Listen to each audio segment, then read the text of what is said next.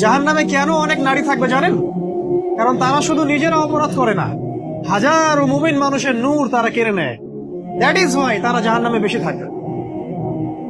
আরেকটা মেজর কারণ হচ্ছে তাদের উদ্ধত মাথা। মেয়েদেরকে বলছি স্পেশালি, হয়তো এই কথাগুলো মেয়েদের কাছেও যাবে। তাদের এই উদ্ধত মাথা আল্লাহর বিধানের সামনে আত্মসমর্পণ করতে চায় না। তাদের এই উদ্ধত মাথাটা আল্লাহর বিধানের সামনে আত্মসমর্পণ করতে চায় না। এই কারণে তারা জাহান্নামে বেশি থাকবে। যে কোনো বিধান আল্লাহ তাদের সামনে বলেন, সব মেয়ের কথা বলছি না, ম্যাক্সিমাম বিভিন্ন যুক্তি তারা দিবে। সামি'না ওয়া আতা'না এই পর্যায়ের না, যুক্তি দিবে।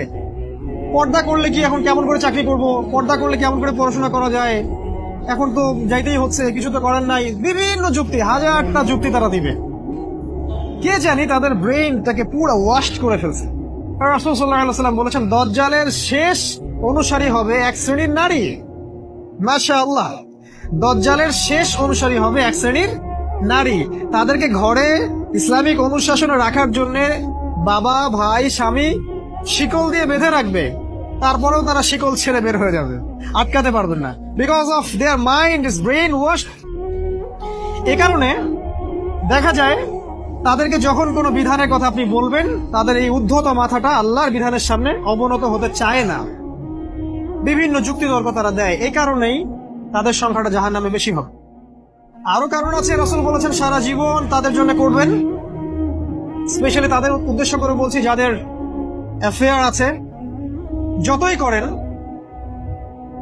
যত কিছুই করেন না কেন, আপনি যদি তাকে ভোগ বিলাস এবং পার্থিব সুখ শান্তি দিতে না পারেন, সে আপনাকে চিনবে না এক সময়। আপনি যদি আমাদের কথা বিশ্বাস না করেন, লিখে রাখতে পারেন। আর এমনিতে লিগ্যাল বৈবাহিক সম্পর্কেও সারা জীবন অনেক কিছু করবেন, হঠাৎ একদিন কোন একটা কারণে ঝগড়া লেগে গেছে, তখন দেখবেন সে বলে বসবে, সারা জীবন তোমার কাছে কিছুই পেলাম। আমি নারীদেরকে ছোট করছি না, তাদের কিছু কিছু পয়েন্ট বলছি। এইসব কারণে তারা জাহান্নামে থাকবে। আমি একটু এই কথাটা না বললে জাস্টিস হবে না। রাসূল সাল্লাল্লাহু আলাইহি ওয়াসাল্লাম মেরাজে গিয়েছিলেন, আপনারা জানেন। তিনি মেরাজের রাতে অনেক অলৌকিক জিনিস দেখেছেন, নবীদের সাথে সাক্ষাৎ করেছেন, ইভেন আল্লাহর সাথে কথা বলেছেন, আল্লাহর নূর দেখেছেন।